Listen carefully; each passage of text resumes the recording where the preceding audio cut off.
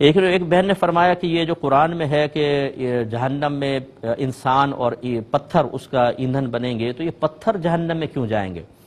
دیکھیں، یہاں پتھر سے عام پتھر مراد نہیں ہیں، یہاں وہ پتھر مراد ہیں جن کو پوجا جاتا ہے، یعنی بت وغیرہ جو ہوں گے جن کی عبادت کی جائے گی وہ پتھر کے ہوتے ہیں، انہیں خاص طور پر ان عبادت کرنے والوں کے ساتھ جہنم میں ڈالا جائے گا۔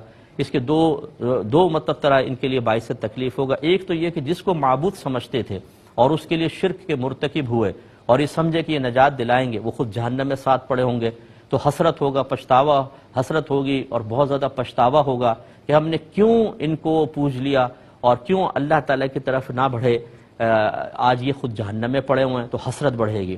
دوسرا، پتھر جب آگ میں جلایا جاتا ہے تو گرم ہو جاتا ہے، اور جب ہاتھ لگائیں تو شدید اس سے تکلیف ہوتی ہے۔ تو یہ جو بت ہیں جن کو پوجا گیا تھا، جب یہ آگ میں ڈلیں گے تو یہ بہت ہی گرم ہو جائیں گے اور اس سے عذاب میں اضافہ ہوگا۔